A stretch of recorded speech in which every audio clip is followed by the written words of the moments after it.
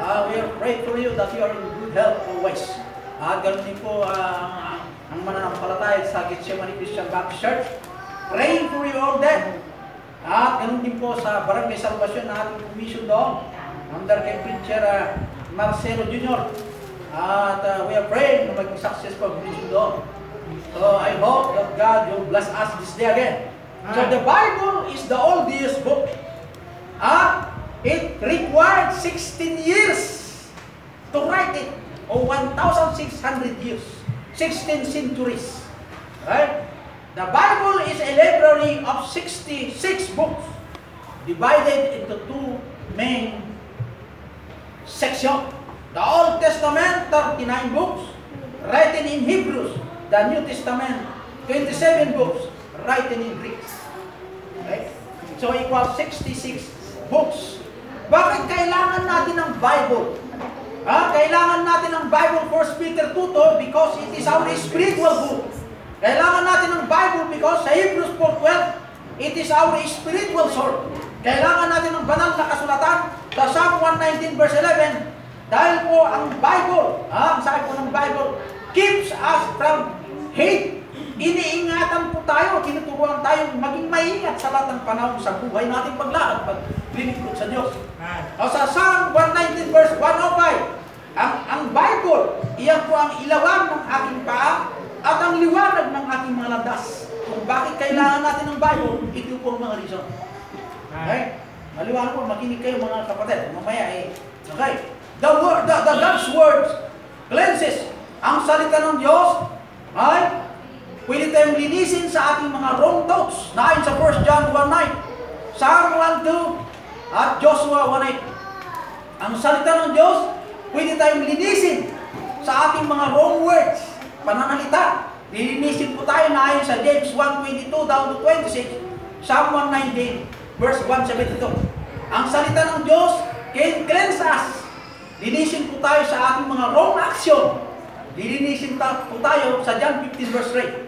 Kaya, members, sa John 8:31, God's word confirms, if we continue in my words, then ye are my disciples, and they say, the Lord, ye shall know the truth, and we should continue to serve the Lord. Ang problema sa ating mga kapatid, pinag-aralan natin po ang Biblia, hindi naman natin binabasa ang laman ng banal na kasulatan. Ang mahirap sa mananampalataya, busy po sila sa cellphone. Pero pagdating sa salita ng Diyos, ay hindi po binibigyan ng pansin. Sa John 5, ang ating text. John 5:39. Ito po ang ating text. Ayun sa Sunday school. John 5:39. For the respect the reading of the Word of God, tayo lahat magsitayo. 39. Yung walang balik, walang Bible. Pakishare nyo mo. Nasunod, paano saan yung walang Bible? Walang Bible. John 5:39. Yung walang Bible, pakishare sa kanila. John 5:39. Sabay-sabay natin kung basahin sa verse 39. God, search the Scriptures, for in them ye think ye have eternal life, and they are they which testify of me, O God Almighty. Salamat, Panginoon, sa iyong mga salita na aming nabasa. Salamat po, Diyos, sa kahalagaan po na itinanim mo sa amin ng simple way of salvation. Salamat po, Diyos, sa mga bisitas po namin. Nandito sila, with us and serving them. Salamat sa special number. Salamat po, O Diyos, sa pagbibigay mo sa amin ng karunungan upang tuklasin pa ang iyong gusto mong sabihin sa amin sa mga ng biyaya. And I pray, O God, na dalahin ko ang mga nasa Singapore, Norway at Hong Kong, O God. Kumilos ka rin sa mananampalataya doon, huwag mo silang pabayaan. Na lumago sila sa pananampalataya at ganoon din po na isa pa mo ay ang katuruan ng iyong banal na salita. Ganoon din po, O Diyos, dito sa Gethsemane Christian Baptist Church San Mateo. Ganon din po ang gawain po ng Barangay Salvation Alicia. I pray, Father, na ingatan mo sila. Salamat sa mga blessing. In Jesus Christ I pray. Amen. Lahat po magsiupo. Ang title lang isa, we need the Holy Bible. We need the Bible. Okay? Dito is 5:39. Kaya halo-halo ha. Sukimatin nyo dagiti susurat. So kimatin nyo, search the scriptures. Kaya yung scriptures ay yung mga susurat, mga salita ng Diyos na nakalagay sa banal na kasulatan. Okay, maliwanag ko. Iyon po. At dapat natin pong gawin yon dahil pinag-uutos ng Diyos sa atin na search. Sa magitan ng pag-search natin ng salita ng Diyos, it will testify, it will reveal, it will tell, who am I? Hindi isa. Kaya, yun yung ibig sabihin yan eh. Sukimatin. Kaya, datayo nga anak niya ako Diyos, matutong po tayo na sukimatin tisasaw niya ako Diyos, kababayan tisaw niya ako Diyos, ibagbagana, may panggap ba niya ako na ni Kristo? Kaya dahito'y kasaw, naglaon ti ba ng una santuan na kasuratan. Babae, di pa nagbasa o sa magitan ng pagbabasa ng Biblia, makikilala natin kung sino kasarapan ng Diyos at sino naman si Kristo sa ating buhay. At i-reveal din sa atin yung mga bagay na dapat natin gawin bilang anak ng Diyos. The Bible, 1 Peter 1:23, living word, not corruptible, seed out of incorruptible. Ibig sabihin, yung salita ng Diyos ay hindi po katulad ko yung natitinag na seed, o yung madaling masira, o yung sisirain na seed. Kundi ito po ay hindi kailanman masira na seed. Na yun po ang mayroon sa atin na itinanim na salita ng Diyos. Marami kasi nag-base sa kanila kong kaligtasan sa pamamagitan ng pag-ani, sa pamamagitan ng sa pamamagitan ng paggawa ng mabuti. Ang kaligtasan po ay nagmula sa salita ng Diyos, na itong salita ng Diyos na i-reveal sa atin sa pamamagitan lamang ng pananampalataya, pwede tayong maligtas kung ang ating pananampalataya ay nakadikit o nagbuhat kay Kristo. Hindi sa kapilya. Hindi sa kapilya tayo nagbuhat, kundi kay Kristo bilang ating tagapagligtas sa Panginoon. Yung sin na itanim sa atin, iyon ay pananampalataya na lagi tayong magtiwala sa atin. Okay? The living words, not corruptible seed, but of incorruptible. Unang puntos. 2 Timothy 3:16. Umuna nga puntos. It is 2 Timothy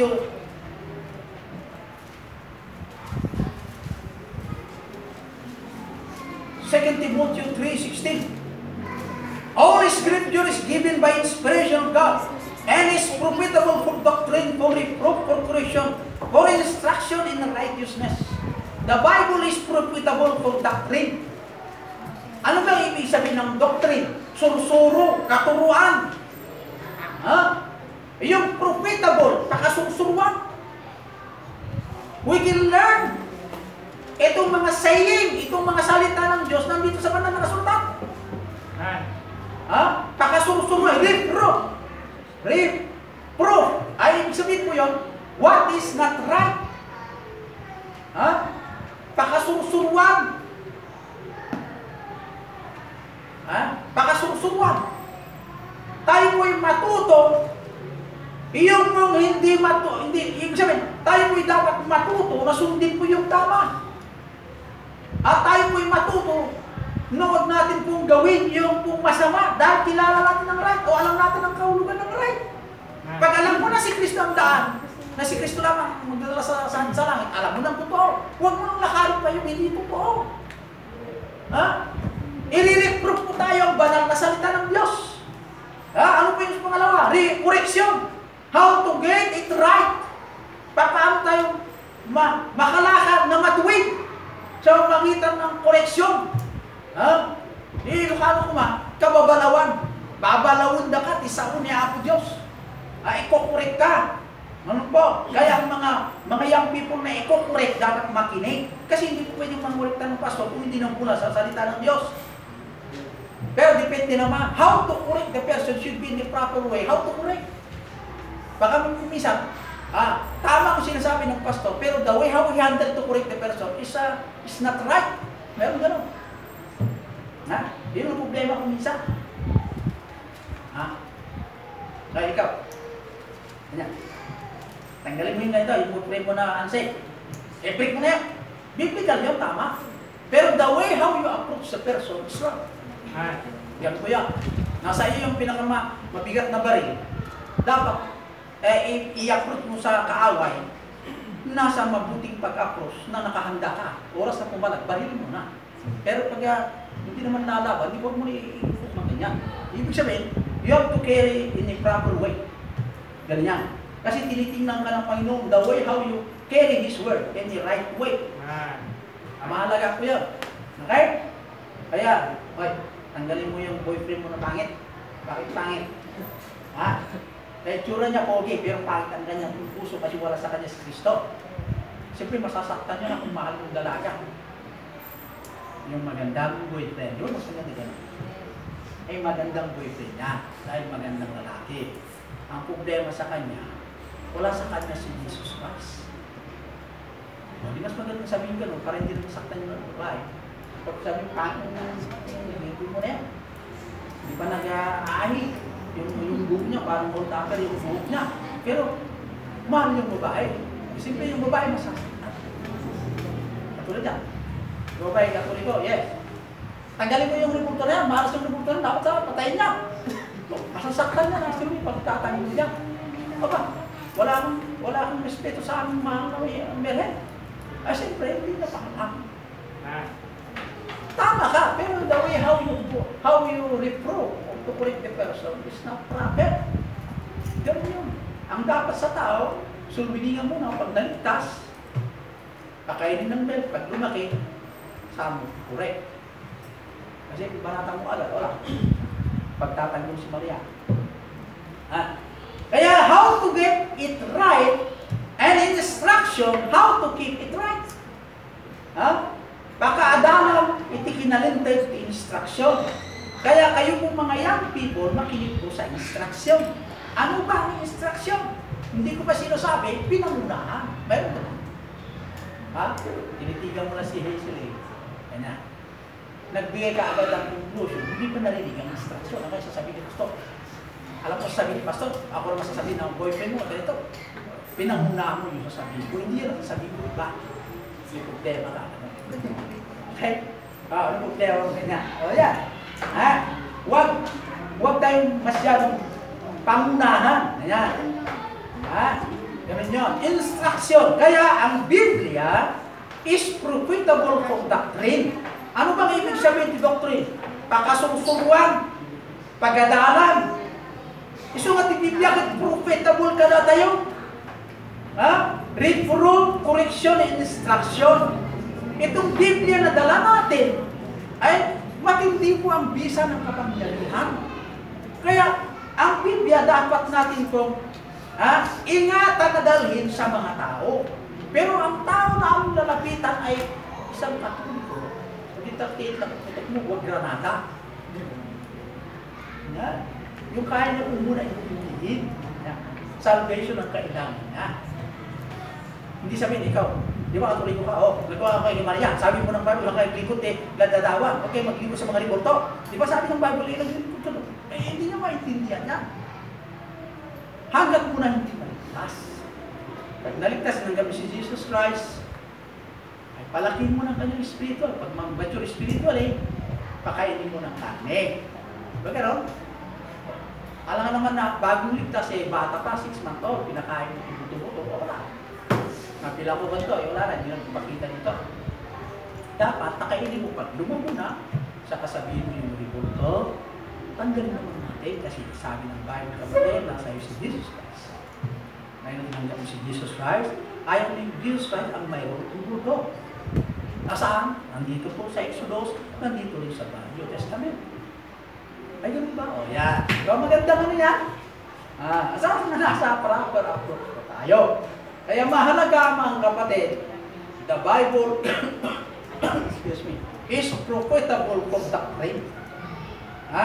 Dapat nating basahin ang Biblia.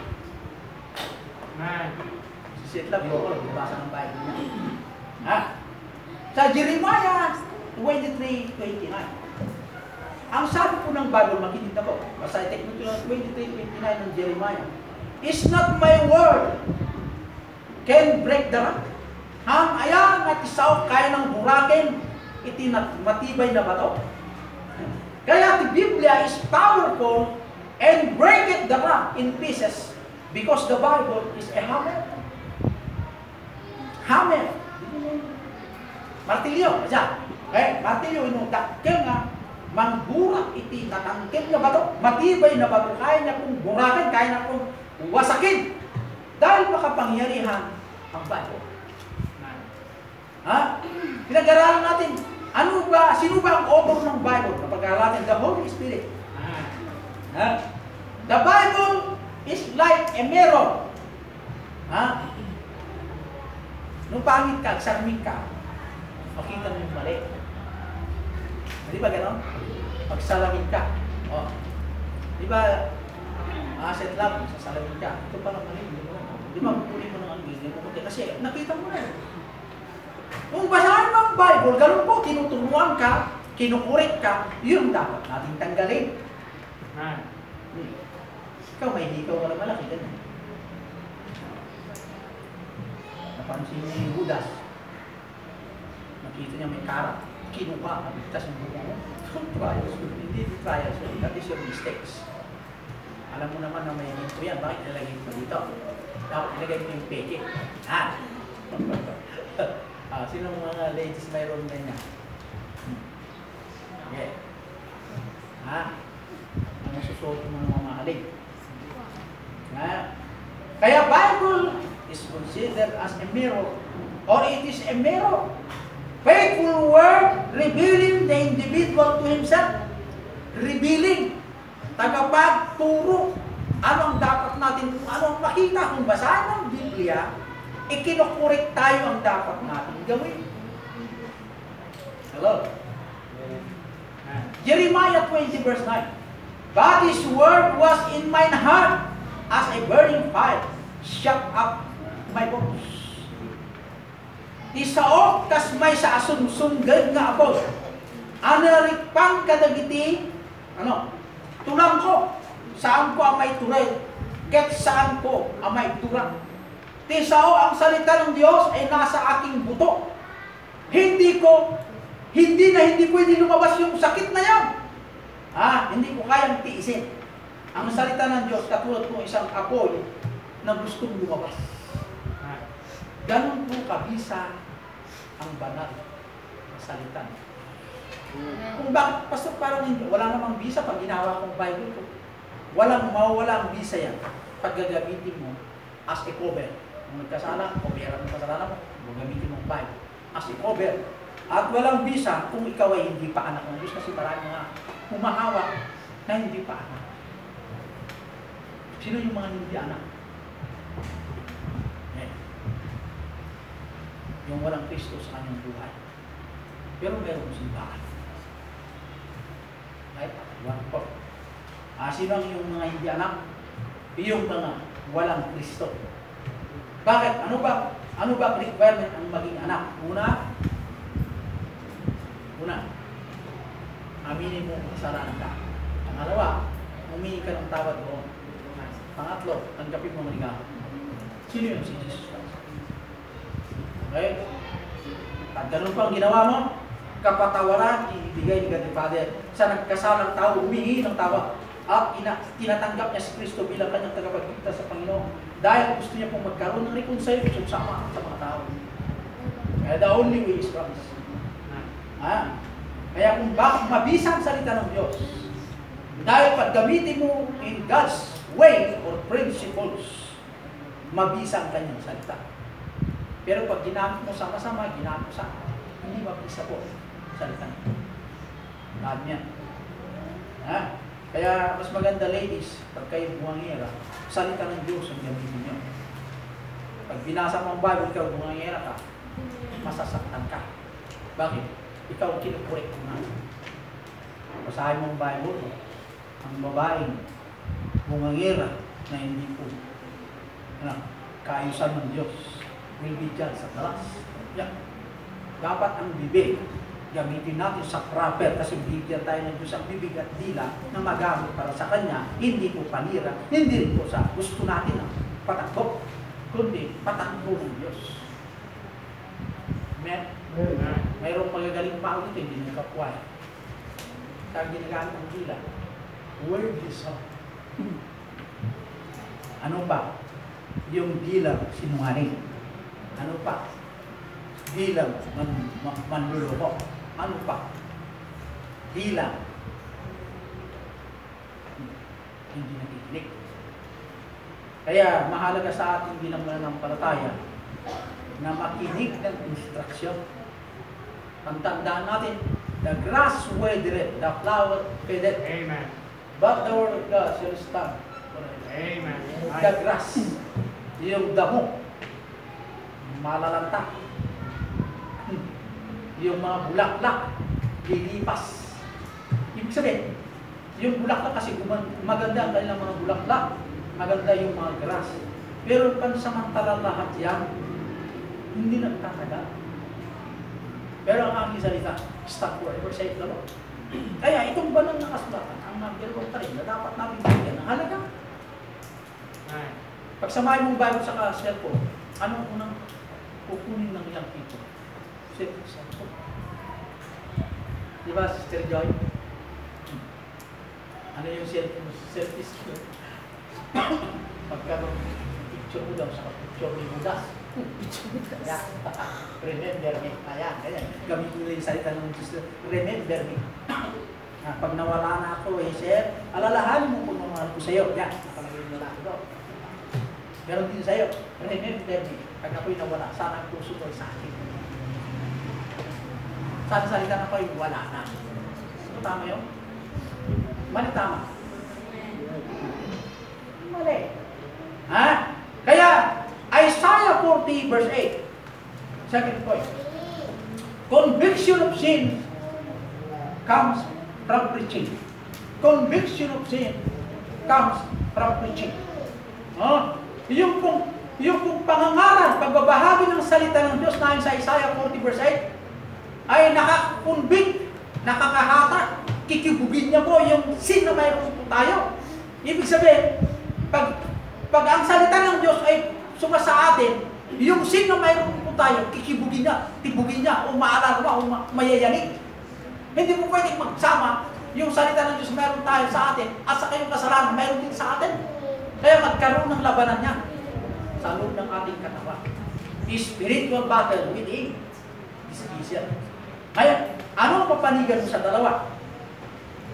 If the Word of God, magkaroon ng kaligtasan pag unsaved. Pero pag saved, magkaroon po na ang saved ay masasaktan. Dahil ang katawan niya po bababa. Nulugmok, madi-discourage ang katawan. Pero there is rejoicing inside. Iyon po ang kapangyarihan ng banal na salita. Sa Romans 10:17, so then faith comes by hearing of the Word of God. So ang pananampalataya nagmula sa pakikinig sa salita ng Diyos. Ayon sa Romans 10:17. Hindi ka naman maligtas ang mga tao kung sa magitan ng hearing. Paano sila magkaroon ng pananampalataya kung wala pong mga aral na suguin, kung wala rin pong yung mga pakinggan na magtuturo ng banal na salita ng Diyos? Paano maliligtas ang tao? Pastor, paano yung mga nasa bundok? Pero sa kanila ay nakampalataya sa Panginoong Diyos. Paano magkaroon ng pananampalataya sa Panginoong Diyos kung walang mangaral doon? Mayroon silang pananampalataya pero sa buwan, sa buwaya, ganyan. Kaya anito, ganyan. Mga bagay na mga minana sa mga old tradition. Okay? Tingnan nyo, example. Nandito yung kakanin. Nandito yung ributo. Nandito yung kandila. Inialay yan. Kay itong ributo, kainin nyo. Kayo po mga anito. Nandito po yung pagkain na kakanin. Kararag tayo dyan. Nanalangin sila dyan. Nagluhalo sila. Kinuha yan. Hindi ko alam. Kaya di kayo, bisita kayo dito. Kaya gutom ka naman. Masarap yan. Maingat tayo ng ganyan, yung mga nididikit sa mga ributo. Okay? Ay, ingat. Kahit gutom ka, huwag mo ipakita na parang sakmali mo yung kakanin. Dapat tayo po ay No. Marunong tayo mag-hindi. Yan. Bakit ko sa hindi pwede manalangin? Huwag mo nang, don't touch the unequal. Alam mo naman na niyalay. Pag hindi mo alam na niyalay, kaya ka mayroon tayong panalangin. Ngayon, linisin mo ang pagkain. Kasi wala akong hindi kaya ng hindi sa magitan ng panalangin. Kung hindi mo alam. Pero kung alam mo, tapos panalangin mo, mali ka. Huwag mo nang kainin. Parang sinusubukan mo yung power prayer pag gano'n. Hindi mo gano'n. Malimang kung hindi mo alam, tapos nanalangin ka, yung word of God will clean. Lilisin ako. Kainin. Kasi ang nakatala nito ay ba ng Espiritu Santo. May click. So then faith comes by hearing by the hearing of the word of God. Romans 10:17. Assurance comes from the word of God. Sa 1 John 5:13. Ang pagka-assure ng kaligtasan natin nagmula rin sa salita ng Diyos. Pangatlong puntos. Sa Colossians 3:16. Let the word of God dwell in you richly. Now ang salita ng Diyos ay titira sa atin o dito mag-indwell na mayaman. Dahil ang pag-indwell ng banal na Espiritu Santo ang salita ng Diyos sa ating buhay o dito po sa katawang panlupa, i-enrich niya spiritual enrichment at saka physical enrichment. Ano yung spiritual? Titibay ka ng pananampalataya at ang relasyon mo sa Diyos ay tumibay. Ayun na ibig sabihin niya. Yung physical naman, na enrichment, magkakaroon ka ng good health. Kasi yung good health, hindi kayang bayaran ng pera. Pwede sa hospital, pwede sa doktor. Pero iba yung bibigay ng Diyos na good health. Pag ang Diyos nagbigay ng good health, i-preserve ka magamit in furtherance of His gospel. Kaysa yung magkaroon ka ng good health sa magitan ng doktor, pag-cure sa sakit mo, pero hindi mo ginamit maglingkod sa Diyos. Ang sabi ng Diyos, gigibayin ko ang katawan niya dahil hindi mo rin ginagamit for furtherance of the gospel to preach the word. Gusto mo ba yung balik-balik ka sa ospital? Okay. Gigibayin ng Diyos, ospital ulit. Hanggang maubos ng pera mo, kahit kalugay sa sanglam mo, kaya wala kang pera. Huwag naman ganun magitan ng doktor. Kaya ang sabi ng Bible, Psalm 1:2, chapter 1, verse 2, meditate this word day and night. Meditate. I-meditate natin ang kanyang salita. Ano na dyan? In Genesis 1:1, for God created the heaven and the earth. I-meditate mo yan. Yung heaven, langit, nilikha ng Diyos ang langit na nagmula sa wala. Yeah. Kung ang karunungan ng tao nagmula sa mayroon, ang Diyos nagmula sa wala. Sa kanyang salita, napamayroon ng langit. Di invincible ka tayo. Makapangyarihan ng Diyos. Impossible God. Mysterious God. The powerful God. Heaven na. Meron bang nakagawa ng gano'n? Lumikha ang heaven. Tatlong heaven. Meron tatlong. The clouds, the sun, and above the sun. Okay? Nasa Bible ko yan. Mag-aralan natin nakaraan. Verse 7, the clouds. Dito po nag-lead si Satan sa Panginoon. Second heaven, the star. Third heaven, above the star, the residence of God. Kaya may itong tatlong heaven. Ngayon, itong tatlong heavens, nilikha ng Diyos by His own word, through the power or moving of through the move of the Holy Spirit. Kumilos ang banal na Espiritu Santo na pamayroon ng langit. Kaya, i-meditate natin ang kanyang salita. Ganun po kabisa ang salita ng Diyos. Ganun ang kapangyarihan. Kaya, pag titignan mo ang Bible, parang pagsabay mo ang Bible, dito yung Bible. Nandito yung 45 caliber. May kumakatok sa pintuan. Hinahanap ka. Bakit po? May kasalanan ng pastor na yun. Babaril ito. May baril na. Anong unang mong gawin? Kukunin yung 45.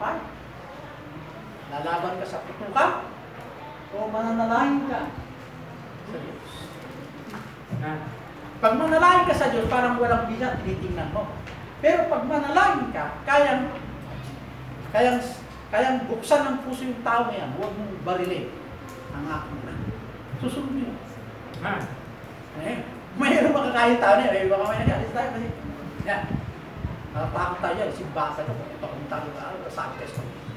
O ganyan. Pwede mangyari yan kasi baka pangyarihan ng Diyos. Kasi magpagputuwa ka, mamatay ka rin. Inuna mo ang barit. Material. Mas makapangyari mo ito. Hindi mo nakikita yung spiritual movement mo. Katulad ko yung si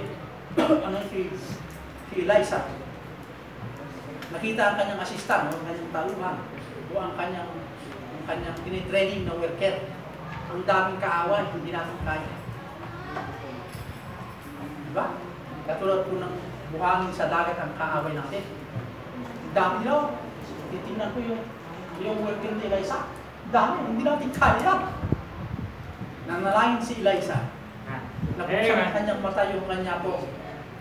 Yung kanyang worker. Nakita niya. Po, ang dami nakakabayo sa taas. O, yan po, mas marami pala yung kasama natin. Sabi yung anak. Kasi binuksan ang yung kanyang mata. Na yung kung nasa, makikita mo panlupang bandigma. Titingnan mo yung nasa taas nila, nakakabayo. With sword. Yung kanilang sword, umaapoy pa. Mas marami pala tayo. Sabi niya, kaya na, hindi nakikita sa physical na mata. Ganun po katindi ang mayroon sa ating paglabanan sa sanlibutan. Kaya ang mga anak ng Diyos, huwag masyadong mag-worry. Pagdating po tayo po ang problema.